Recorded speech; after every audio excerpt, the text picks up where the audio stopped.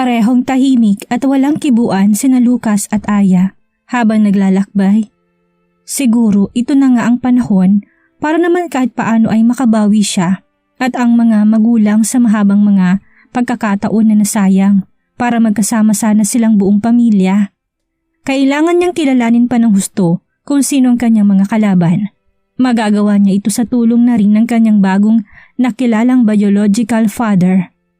Bagamat may mga nakuha na silang impormasyon sa kung sino mang nasa likod ng mga pagtatangka sa buhay niya, kailangan pa rin niyang makatiyak. What are you thinking? Untag ni Lucas kay Aya sa mahabang sandali ng katahimikan sa pagitan nila. Nothing, ani Aya sabay iling. Wala naman siyang balak na maglantad ng tunay na kung sino siya sa kasama. I'm sure na magiging masaya silang makita ka muli. And to know na handa kang tanggapin ang mga naging rason nila kung bakit nagawa ka nilang tikisin noon na hindi makita sa mahabang panahon. Sabi ni Lucas na bahagya lang nilingon ang dalagang katabi. I think so, but I want to know more about them or her. Bakit kailangan na pati ako madamay dito? Hindi ko nga tuloy alam kung secure pa ba ang mga anak ko sa lagay na ito eh. Ayaw ko naman silang madamay dito. Kaya nga pinipilit kong malayo sa kanila para kahit na anong mangyari, malayo sila sa gulo kagaya nito. Naiiling na sagot ni Aya. Gulo? Bakit? May mga iniiwasan ka pa ba bukod dito? Tell me, sino ka ba talaga? Biglang sagot ni Lucas na kaagad inihinto ang sasakyan sa gilid ng kalsada. Biglang napalunok si Aya at lihim na kinabahan. Ito na nga ba ang sinasabi niya? Kapag napuno siya, hindi maiwasang may mailabas siya. Wala naman talagang alam si Lucas sa buhay na meron siya. At hindi niya alam kung dapat na ba niya itong pagkatiwalaan matapos siya nitong ilang beses nang sagipin sa peligro. Kailangan ba kapag gusto mo ng protection para sa mga anak mo, sangkot ka na kagad sa kahit anong gulo? Hindi ba pwedeng baka iniisip mo lang yung kapakanan nila? Obvious naman hindi ba? Ako nga ni hindi gustong gulo pero heto at hindi naman ako tinitigilan at alam mo kung anong dahilan? Ganting palusot niya rito at bahagyang sumulyap dito. Napansin kagad niya ang pagkunot nito ng noo. Marahil ay hindi naging kumbinsido sa naging sagot niya, kaya mabilis na iniwas niya ang tingin dito at itinuon na lamang muna sa labas ng bintana. I'm sorry kung medyo na mali yata ang pag-intindi ko sa mga sinabi mo. Anyway, malayo naman ang mga bata so siguro naman okay lang sila. Bahagyang tumango na sagot ni Lucas at muling tinuon ang tingin sa harapan. Yeah, I'm hoping. Tumatangong sagot ni Aya na nanatiling nakatuon ang mga mata sa labas ng bintana. Kahit paano ay nakaramdam siya ng relief sa naging sagot nito. Matapos ang ilang oras ng mahabang biyahe ay narating nila muli ang safe house kung saan naroon ang kanyang mga magulang. Nag-iipon-ipon ang mga ito at kasalukuyang magkakaharap sa malawak na sala ng datnan nila. I'm glad you're back, Iha. Masiglang bati ni Saryo na ama ni Aya. Tumayo ito at kaagad siyang sinalubong at niyakap sa kabahagyang tinapik sa kanyang balikat. Anak? Nakangiting sambit naman ng kanyang ina at lumapit din. Kumalas ng yakap sa kanya ang ama at nilapitan niya ang kanyang naluluhang ina at niyakap. Thank God, you're back. Mahigpit at tila ayaw na siya nitong pakawalan ng yakapin siya. Napapikit si Aya para damahin ang magandang pakiramdam na hatid ng yakap ng ina na may tagal niyang pinanabikan. Kasunod naman ng kanyang kinilalang ama. Ma'am, nasambit niya habang yakap niya ito. Hindi tuloy niya napigilan ang pagpatak ng mga luha niya. Oh my baby, how I miss you so much. Emosyonal na sambit ng kanyang ina. Matagal silang nagyakap na tila ayaw na maghiwalay. Sumunod na niyakap niya ang kanyang kinilala at pangalawang ama. Ang mabuti pa, kumain na muna tayo since narito na rin naman kayo. Alok ng kanyang ama. Mabuti pa nga bago pa man magkahabaan itong mag-ina. Natatawang ayon naman ni Lucas. Natawa ng bahagya sina Aya at ang ina. Hindi naman maiiwasan. Alam mo naman kung gaano ko katagal pinanabigan na makasama muli ang anak ko. Sagot ng kanyang mama. Yeah, I know. Sino ba naman ang hindi siya pananabigan? Sagot ni Saryo sabay lingon ng makahulugan kay Lucas. Kibit balikat lang ang naitugon ni Lucas sa ama sa tila pahaging nito sa kanya. Sabay-sabay na tinungo nila ang komedor. Where do you want me to start? Panimula ni Sario. Ang tinutukoy nito ay ang tungkol sa nakaraan na alam nila pare-pareho na gustong malaman din ni Aya. Kahit saan mo gusto pa, but it must be better kung sisimulan niyo sa pinaka-start na rin. At least, mas maintindihan namin. Ani Lucas at nagsimulang sumubo ng pagkain. Tumango ang ama at nakangiting nilingon si Aya. Yeah, mas mabuti pa nga. Actually, me and your mom and your dad are all best friend. Pwedeng magtaka ka rin kung paano ako naging dad mo. We start to develop our feelings for each other. Nag-propose ako sa mami mo and luckily she accepted it. Nagplano kaming magpakasal after a month. But maybe you have an idea about my identity. I'm a king lord in an underground world. I'm a mafia boss. At alam kong alam mong ibig nun sabihin. Nagsagawa kami ng ilang illegal na negosyo nang hindi nakikialam sa iba. Oo, may competition kami sa negosyo pero nire-respeto din namin ng iba kahit maliit na grupo basta hindi kami pinakikialaman. And part of being a lord, tatanggapin ko, hindi ka aya-aya pero nakakuha tayo ng babae kung gusto natin. Nung nag-celebrate ng birthday party ng isa kong kasamahan, kumuha siya ng babae para sa amin at hindi ko alam na isa pala itong bitag. Siya isang modelo at marahil ay nais niyang gamitin ang kanyang kagandahan to catch a good one. After our night, tinawagan niya ako 2 months after. Buntis daw siya. Hindi ako maniniwala sa kanya dahil alam kong hindi ko hinayaan ang sarili kong maging irresponsible sa ganong klaseng kilos. Lagi kong ginagamit ang aking proteksyon. Pero pinanindigan niya na ako ang ama ng baby niya. Ang ginawa ko lang ay kunin sila at bigyan ng bahay hanggang sa manganak na lang siya. Makalipas ang ilang buwan na nabilitaan ng nanay mo na dinadala ka na niya. Ako na pinakamaswerteng lalaki nun. Pero nadiskubre ng babaeng yun na may karelasyon ako. Sa kabutihang palad, hindi niya alam kung sino siya. She tried her best to look at your mother until one day she threatened me to kill both of you and your mom pag nalaman niya kung sino siya. Nangako ako nun sa nanay mo na hindi ako gagawa na hindi ka nais-nais sa kanya. Kaya sinubukan kong baguhin ang sarili ko sa abot ng aking makakaya. Pinilit kong pigilan ang sarili ko para hindi mawala ang galit ko. Nagpa siyang mama mo na umalis pero hindi ako pumayag kaya humihingi ako ng tulong sa aming kaibigang si Danny. Nagpapanggap na tatay mo siya hanggang sa makalimutan lang ng babae yun ang galit niya sa mama mo. Pero hindi ko alam kung anong nangyari at paano niya nalaman ang relasyon namin. Sinubukan niyang isabotahin minsan ang kotse ng iyong ina. Mabuti na lang at wala siya doon nang sumabog ang sasakyan. Yun ang oras na kinuha ni Danny ang iyong ina upang makalayo. Free name up ako ng babaeng yun para pakasalan siya. Sa pamamagitan ng public announcement nang hindi ko nalalaman, I'll just choose to be nice to her, even inside of me. I want to tear her apart. Tinago ni Danny ang nanay mo hanggang sa may panganak ka niya. Alam mo yung tattoo mo sa likod mo. Napagpasyahan kong ilagay yun sa iyong katawan sa mismong araw pagkatapos mong lumabas sa mundong ito dahil walang makakakuha nito. Yun ay isang special na tattoo na gagawin ko bilang yung pagkakakilanlan upang maging may-ari ng lahat ng aking ari-arian. If it's nothing, it means all my property would be in charity. No one can own it except you. Oh, I forgot you both. At napalingon ito kay Lucas na nakangiti. Lingid sa lahat ay naging palaisipan yun kay Lucas kung paanong mas pinahihigitan ng ama si Aya. Kahit may nais man na tanungin ay nanatiling sarado ang bibig ni Lucas at sinarili muna ang mga nasa isipan. So how is it that Mom and Dad were kidnapped? And nothing can be told me about that they are still alive. Don't tell me na isa pa rin ito sa mga plano nyo. Kunot noong tanong ni Aya. No, hindi yun plano. Totoong kinidnap sila ng babaeng yun. Pero dahil sinubaybayan ko sila anytime, sila ay maliligtas at napagkasundoan nilang magtago pa samantala. Para tumigil ng babaeng yun. Pero kahit alam kong ambisyon niyang makapasok sa kapangyarihan ko, ay nanahimik na lang ako. Sinubukan kong kumuha ng agent na palaging tumitingin sa kanyang ginagawa at nadiskubre ko na may kambal pala siya at tinatago niya ito sa akin. Humingi siya sa akin na mataas na posisyon sa kumpanya ko at ibinigay ko ito sa kanya.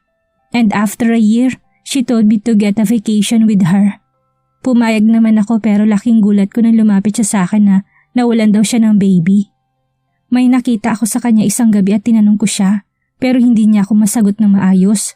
Kaya may duda ako sa babaeng nakasama ko at tamang ako dahil kambal niya. Sinabi niya sa akin ang tungkol sa plano ng kanyang kapatid. And because she threatened her and agreed to be her substitute and almost to die with us. Anong ibig mo sabihin, Dad? Curious na tanong ni Lucas. The woman I had with when the plane crash was her. Sabay turo sa ginang nakapareho ng muka ng kanyang mami. Kagaya ng nauna ng sinabi ng papa niya ng nakaraang araw lamang. Yes, pero ang gusto ko lang malaman ay paano niya nagawa yun. Kung pwede pa ba siyang tanungin muna at makuha ang gusto niya. Alam niya na wala siyang makukuha sa akin. Baka may alam siya na alam kong ginagawa niya sa likod ko. And I know that she was trying hard to seduce all my colleagues to get their part. Pero wala siyang makukuha sa akin kaya ginawa niya yun. At isa pa, nalaman ko na nakatira siya sa ibang lalaki at may isang anak. Babaeng halos kasing edad mo. Nito sabay baling kay Aya. Hindi nagpahalata si Aya na meron na siyang idea. Nanatili na lamang siyang tahimik habang nakikinig. Bawat bagong impormasyon na narinig ay pilit niyang hinahanapan ng maraming pagkakaugnay sa kanya. Kagaya na lamang ng hinahabol nito malaking kayamanan na maaring nasa kanya nga at nais rin itong makuha. Since pumayag naman kayong makipagkaisa para mahuli si Lady Queen, siguro may isang parte lang akong nanais hilingin. What is that, Papa? If we start our operation to catch her, I want her to be faced with me before anything. Sure, Dad, ikaw nang bahala sa kanya kapag nangyari yun. You still have the power to do that. Puno ng pagmamalaking sagot ni Lucas. No, at bumaling kay Aya. She has the right to do what is good for that woman. Anyway, I miss my granddaughter. Maybe I can see them after this. Nakangiting dagdag nito na nakapagpagulat sa dalaga. You know them? Takang tanong ni Aya. Walang salitang tumango ang kanyang ama habang nakangiti at nakatitig lang sa kanya. Ang kanyang ina at ang kinilalang ama, nagkatinginan sina Aya at Lucas. Have you told to them about my child? Dudang tanong ni Aya kay Lucas. Of course not. Magtataka ka pa ba? Parang hindi mo naman kilala kung sino ang tatay mo. Walang imposible kapag sa kanya. Natatawa habang naiiling na sabi ng binata. Bakit? May problema ba sa sinabi ko? Tanong ng ama.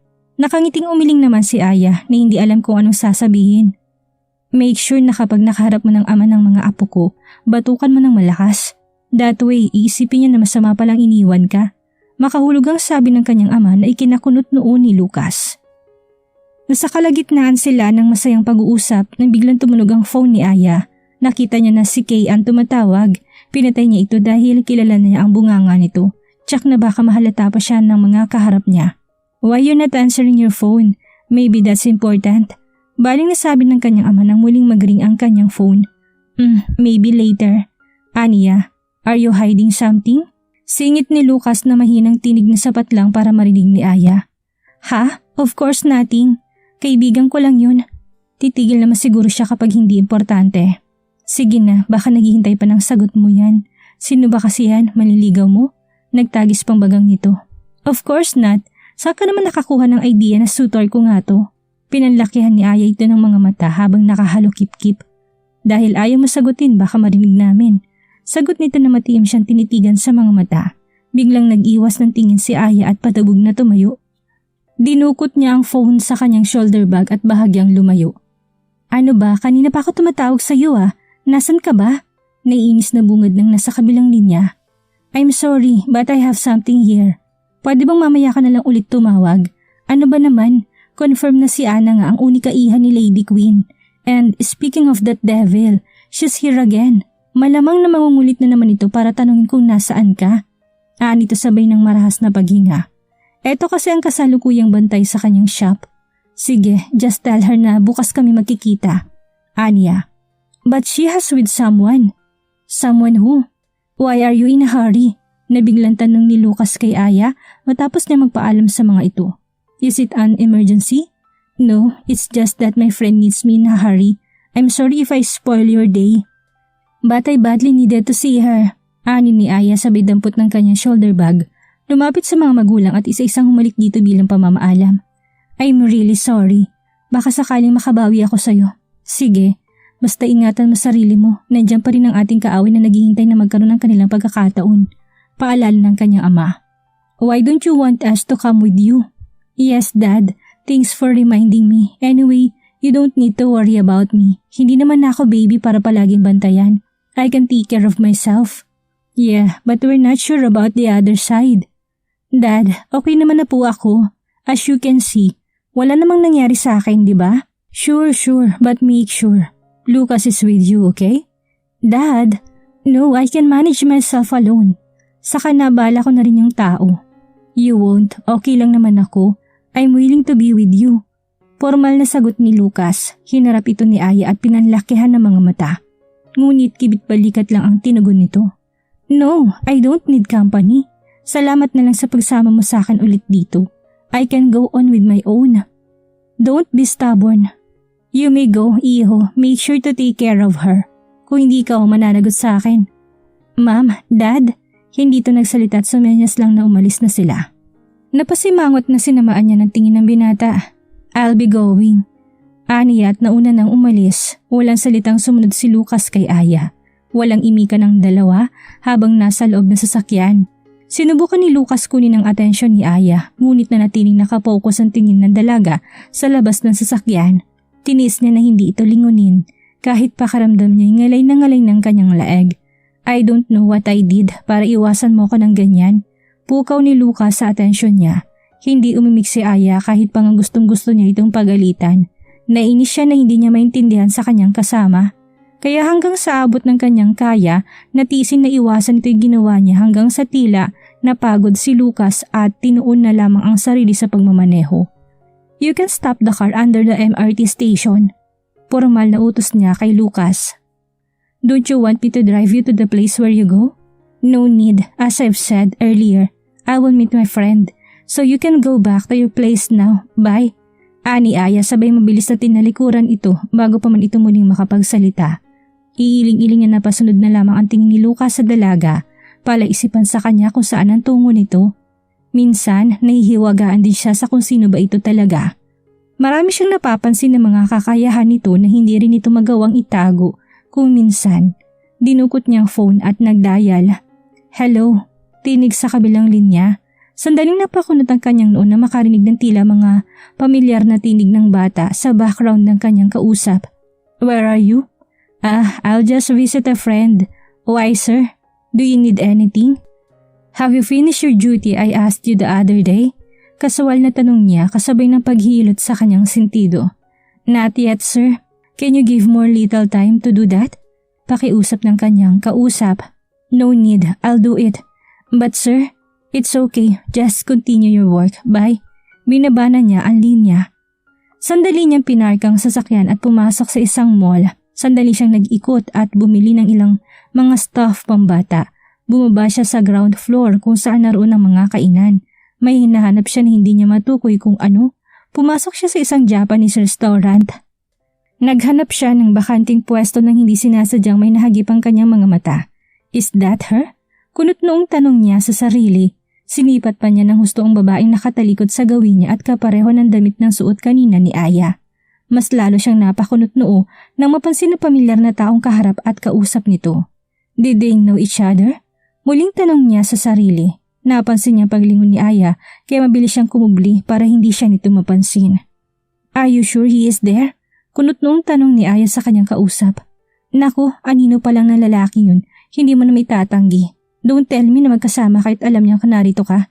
Dudang tanong ni Kay. No, sa baba ng station ko siya iniwan kanina. At alam kong hindi naman niya ako susundan dito. Masyadong abalang taong yun. Diba? Paano mo natiyak na siya ngayon?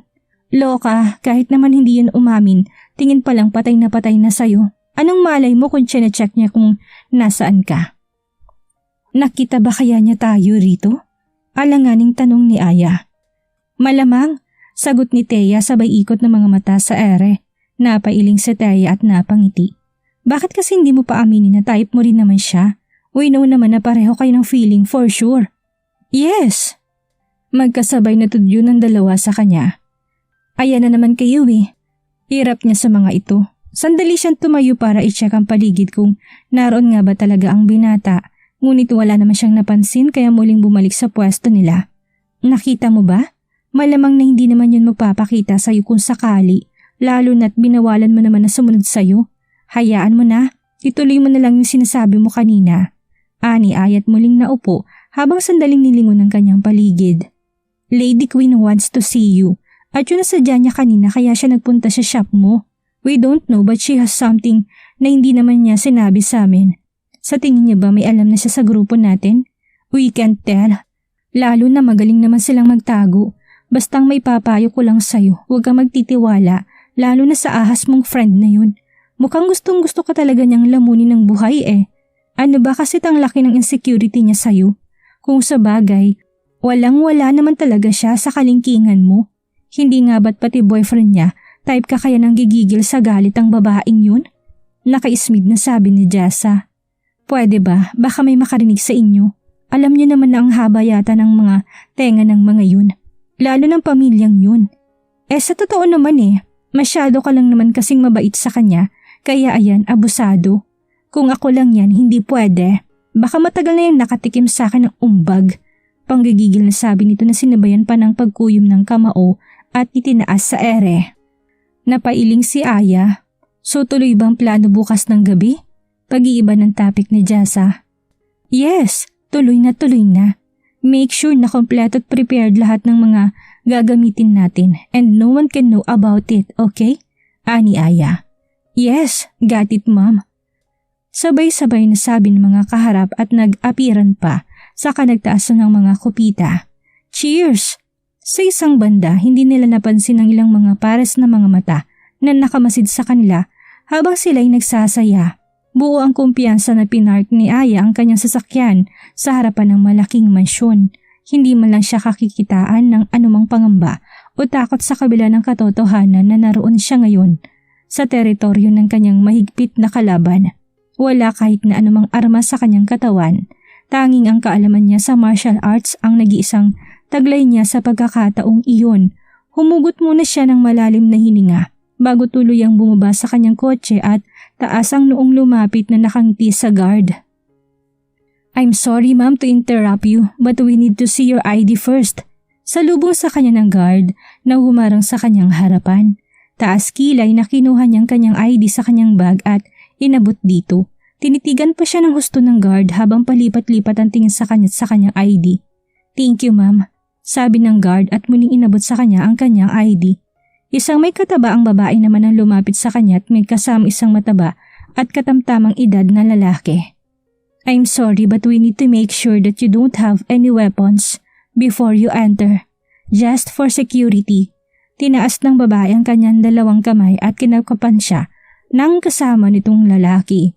Halos mahigit niya ang kanyang hininga sa sobrang pagtitimpi ng pagpipisili ng lalaki ang kanyang dalawang dibdib at kanyang pigi. Okay, you can get in, sabi ng matabang babae matapos tumango ang lalaking kumapkap sa kanya. Thank you. Formal na aniya at diretsyon pumasok sa kabahayan. Sa pagbungad pa lang, marami nang nakabantay sa paligid. Lahat ng ito'y nakatingin sa kanya nang dumating siya. Naanimoy lalamunin siya ng buhay. Ngunit deadma lang ang lahat ng yun sa kanya. Welcome! Nakangiting salubong sa kanya ni Lady Queen. Kagaya pa rin ng dati, nakasuot na naman ito ng maskara na noong una'y kinakala niyang totoong mukha. Thank you for inviting me here. It's my pleasure, ubod tamis ng ngiting sagot ng dalaga. Yes, I'm so happy na hindi mo rin ako binigo sa hiling ko. Anyway, dati ka na rin namang nandito, hindi ba? So I guess pamilyar ka na sa ilang mga bagay tungkol sa akin o marahil maging sa organization ko. Malumanin na sabi nito na tila ba sinusukat siya sa kung ano ang kanyang sagot. Syempre naman, kinalulugod kong personal na maimbitihan ng isang kilalang tao sa lipunan. Kahit na nga hindi tayo ganoong nakakapagkwentuhan noong una kong napasama sa event nyo. At isa pa, natutuwa ako na naaprubahan mo ang membership ko sa grupo mo. Well, we will going to celebrate that. I want to welcome you here personally since I had no time then. Welcome Miss Marquez. Nakangiting sabi nito at inabot ang palad sa kanya. Malugod at nakangiting inabot niya ito. Naramdaman niya ang mahigpit na pagpisil nito sa palad niya na hindi niya matukoy kung galit o pag-welcome ba sa kanya. Ramdam niya ang hindi na itagong mabilis ang pagbaga ng mga mata nito. Come in and sit. Aya nito't nauna nang tinungo ang salat na upo. Thank you. Ani Aya at sinundan nito't naupo. Nagsimulang umikot ang kanyang paningin sa paligid. Kapansin-pansin ng panay na paglikot ng mga mata ng mga bantay sa palibot nila. "Will you excuse me? May titingnan lang ako, sandali. Pasensya na kung maiwan muna kita dito." Paalam bigla ng babae. "Yeah, sure. Take your time." Sagot niya't bahagyang yumuko. Iniwan siya nito kasamang ilang mga bantay. Tumayo siya para magmasid sa paligid. Mabilis din na lumapit at sumunod sa kanyang bantay. "It's okay, dito lang naman ako." Biglang sagot ni Aya. "Sorry ma'am, pero trabaho lang." Alertong sagot nito sa bayuko. Napailing na napaismid si Aya at tinuloy ang pag-ikot. Panay ang sulap niya sa kanyang likuran kung may nakasunod ba sa kanya. Nang mapansin na bahagyang nalingat ang bantay ay pasimple niyang kinabit ang kanyang earphone. "Are you there?" Mahinang bulong niya na bahagyang nakayuko. "Yeah, how about you there? Are you okay?" Tinig ni Kay sa kabilang linya. "Don't worry about me. Just make sure that we will be successful in this." Mahinang sagot niya na bahagyang tinakpan ang bibig. "Yeah, I'm sure about it. This day won't end without nothing. No matter what, we will do anything to make sure na may makukuha tayo sa kanila." Sagot nito. "Good, kayo na munang bahala dyan. I know na kaya nyo na yan." Anya. "Who are you talking with?" Tinig mula sa likuran ni Aya.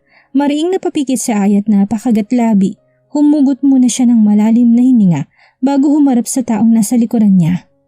Ngumiti siya rito nang mapansin na isa ito sa mga tauhan ni Lady Queen. Ang lalaking unang humarap sa kanya kanina, pagpasok na tila may lahing dayuhan na palagi nagsasalita ng French at English. "No one. You see, I'm alone. Masama bang kausapin ko sarili ko?" Taas kilay na sagot ni Aya. "We will see." Nito. Kinuha nito sa tagiliran ng radyo nito takmang tatawag. Mabilis na kumilos si Aya at kagad hinablot ang braso nito at pinisil kaya tuluyan nitong naihulog ang radyong hawak. Pinilit nito na makaalpas sa pagkakahawak ni Aya. At dahil sadyang sanay naman si Aya sa paggamit ng martial arts, nagawa niyang pilipitin ang ulo nito kahit na sadyang mataas ito. Ngunit hindi sinasadyang may nakakita sa kanyang bantay at mabilis na lumapit sa kanila para dalawhangin siya. Wala siyang choice kundi ang harapin muli ang lalaki at ipagtanggol ang kanyang sarili. "Dito!" Biglang sigaw na lalaking kasalukuyan niyang hawak mula sa braso nito sa likuran. Bilang paghingi ng tulong. Kaagad nakaagaw ng pansin yun sa ibang bantay at mabilis na nagsilapit ang mga ito. Hawak ang kani-kaniyang armas at pare-parehong nakatutok sa kanya. "Don't move or else we will shoot you." Sigaw na isang bantay sa kanya. Tiimbagang na binitawan niyang braso ng lalaki hawak at tinasang kanyang kamay. Pasimpleng hinugot muna niya ang earphone sa kanyang tenga at inahagis sa isang tabi. Lumapit ang isa sa kanya at kinapkapan siya. Mula sa likuran niya ay narinig niya ang malakas na palakpak mula sa kung sino. "You really impressed me, Miss Marquez. I didn't know na marunong ka rin pala sa martial arts." Anyway, bumaling ito sa mga tauhang nasaktan at tinaliman ng titig sa mga ito. "Sino may sabi sa inyo na galawin si Miss Marquez?" Nagkanya-kanyang yuko ng ulo ang mga tauhan at walang nakasagot ni isa sa mga ito. Lihim naman na napaismid at napailing si Aya sa inasta ng ginang. Hindi naman siya mangmang para hindi malaman na pakana rin naman ito ang nangyari. Maswerte nga lang siya na hindi siya nagawang masaktan ng mga ito. Ngunit alam niya na magiging mitya rin yun para mas lalo manggigil at lumabas ang tinatagong galit sa kanya ng ginang. Hindi man ito masabi, ngunit ramdam niya sa paraan ng mga tingin at titig nitong may kahulugan. "Ano? Walang nakapagsalita sa inyo?" "David!" Singhal na tawag nito. Mabilis at patakbong lumapit sa ginang ang isang may kalakihang katawang lalaki. "Ma'am, nakayukong sabi nito. Alisin sa harapan kong mga walang kwentang taong to. Hindi ba't sinabi ko sa inyo na huwag niyong gagalawin ang bisita ko? Ayaw ko na makikita ang pagmumukha ng mga walang kwentang yan." Halos maliit ang mga mata nito habang nagsasalita. "Okay ma'am, ipagpaumanhin po ninyo." Yumukod ito bago pumihit paharap kay Aya. "I'm sorry ma'am for what happened. Asahan niyo po na mananagot sila sa ginawa sa inyo." "No need." Biglang sagot ni Aya sabay kumpas na kanyang mga kamay sa ere para pigilan ito sa gagawin sanang pagkaladkad sa mga lalaki.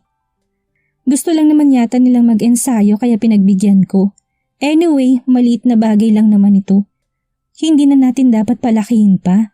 Hindi pa nga ako pinawisan eh. Hayaan nyo na lang muna sila." Nakangiting sagot niya. Bumalik siya sa ginang at bahagyang tumango, tanda na ayos lang sa kanya.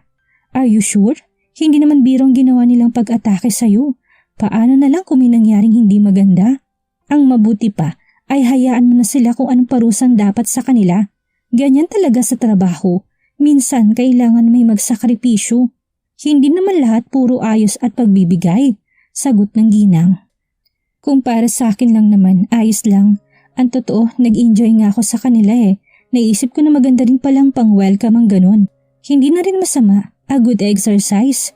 Anyway, nasa na nga ba tayo? Pag-iiba ni Aya sabay baling ng sulyap sa mga lalaki na kayuko. Let's sit. Mukhang nasira pa yatang araw mo dahil sa mga gunggong kong tao. Anito't makahulugang bumaling ng tingin sa tinawag nitong David na kaagad namang nagyuko ng ulo bilang pag-ayon.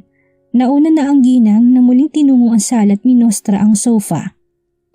Narinig pa ni Aya nang magsalita ang lalaking nasa likuran nila. Ilabas sila. Utos ni David sa ibang kalalakihang alistong nagsisunod. Maiba lang, anong gagawin nila sa mga lalaking nakalaro ko kanina? Walang emosyon, tanong ni Aya sa ginang. Don't mind them. Tuturuan lang naman ng lesson ng mga yon para matuto. Anyway, sorry kung hindi naging magandang pag-welcome nila sa'yo. I hope na hindi masirang araw mo dahil doon. Oh, wala naman yun. Actually, nakaka-enjoy nga eh. Nilibot niyang tingin sa kanyang paligid. Naroon pa rin ang ilang mga bantay na maaga pinalabas ng ginang pagpasok nila. Minostra nitong sofa upang maupo siya. Your place is so good, ha? Ani ni Aya sa kawalan ng masabi habang umiikot ang paningin. Yes, I just wondering kung paano ko napabilang sa grupo ko. You're not the type na papasok sa mga ganitong transaksyon. May himig pagdududang tanong ng ginang. Let's say I want to try something new. Out of my comfort zone. I am just wondering what would I get if I try something like this. All smile na sagot niya. I'm sure you've got a lot.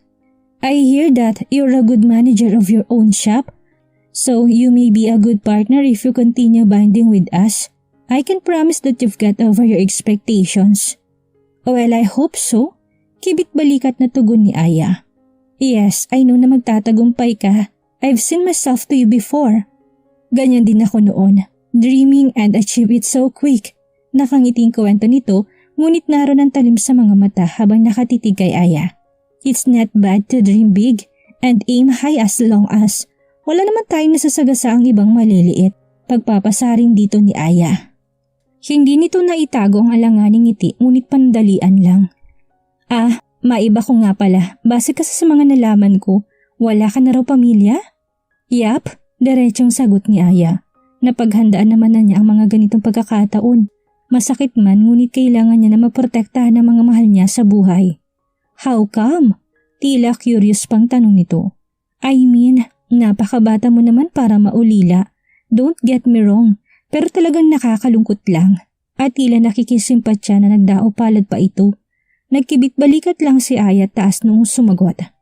Bata pa ako noon nung kidnapin ng mga walang pusong tao ang magulang ko. Walang naiwan sa akin, lumaking walang pamilya. But I'm proud na kinaya ko, aniya. Good for you, binabati kita iha. Nakangiting sambit nito. Naudlot ang hindi pa man nagtatagal na kanilang pag-uusap nang may isang tauhan nitong pumasok at may binulong sa ginang. How's that happened? Nagulat na tanong ng ginang. Nakita niyang biglang pamumutla nito at malilikot na mga mata. Maya-maya pa'y tumango sa lalaking pumasok at hinarap siya. Kasabay ang mabilis na pagdampot nito sa maliit na pouch sa tabi nito. I'm sorry, but I need to go. Meron lang akong importanteng kailangang ayusin. Alanganin ng ngiting nakapaskil sa labi nito. Nice to see you again. Dagdag pa nito at inabot na mabilis ang palad niya. Okay. Curious na tinanggap niyang palad nito, tila ito. Ipo-ipong mabilis na nawala sa paningin niya. Anong nangyari dun?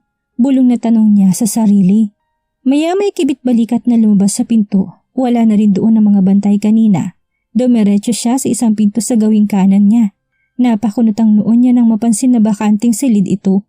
Isa-isa niyang binuksan ng mga cabinet, ngunit malinis at walang laman. Nagpatuloy siya hanggang sa may naulinagan siya sa gawing kanan niya. Pader iyon, kaya mas minabuti niyang ilapit ang tenga doon para pakinggan kung tama nga ba na yun ang naririnig niya.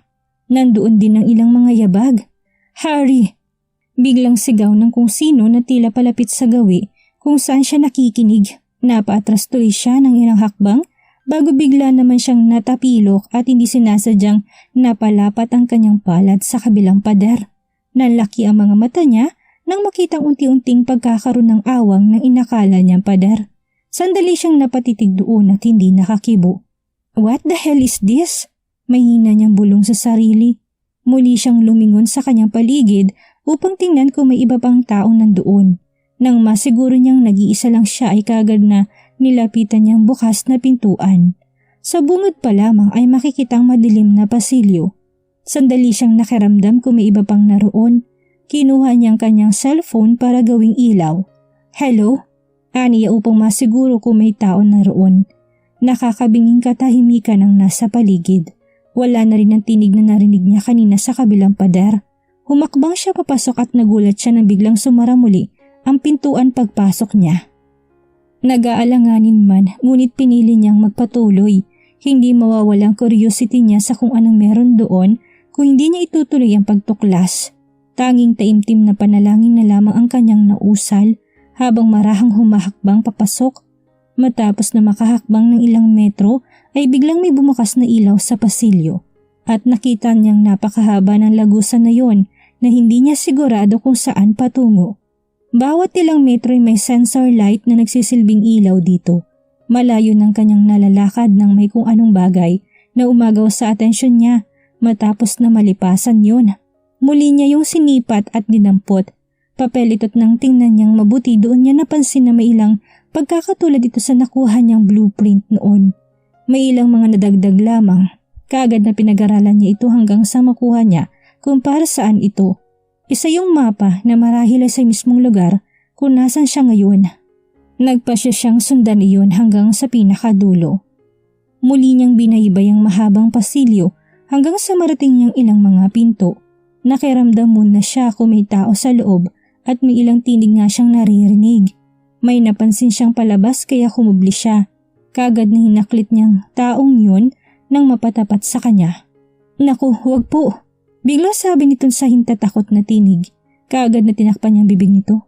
Huwag kang maingay. Hindi kita sasaktan. May gusto lang akong itanong sa'yo. Mahinang sagot ni Aya. Tumango ang lalaki kaya marahan niyang inalis ang palad sa bibig nito. Salamat po. Sino ka't anong ginagawa niya dito? Tanong niya. Sinipat niyang ayos nito't nakita niyang naka-overall ito ng suot mula sa kap hanggang sa sapatos. Nakasuot din ito ng mask. Emmanuel ma'am ang pangalan ko't nagtatrabaho po kami dito. Namumutlang sagot nito. Nagtatrabaho? Anong trabaho? Huwag mo sabihing mining? Tanong niya na hindi humihiwalay ang titig sa lalaki. Nakita niya paggalaw ng Adam's apple nito, dala ng paglunok nito.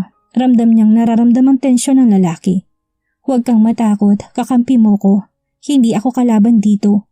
Pasensya na po ma'am, pero alam ko na papatayin kaming lahat kapag may nagsalita sa amin. Halos mapaiyak na tugon ng lalaki. Bigla siyang nakaramdam ng awa dito nang makita niyang nanginginig ito. Nilapitan niya ito't niyakap sa katinapik sa balikat. Bakit? Ano bang meron dito? Ipinapangako ko sa iyong tutulungan ko kayo 10 na mga kasama mo kung makikipagtulungan ka sa akin. Pero malabo na po mangyari yun ma'am. Hindi niyo kilala kung sinong kinakalaban niyo. Kahit kami, hindi rin namin sila kilala. Mga bihag lang kami dito. Pinipuwersang magtrabaho, minsan pinapahirapan pa. Kung magtitiwala ka sa akin, pangako na makakalaya kayo rito, lahat kayo.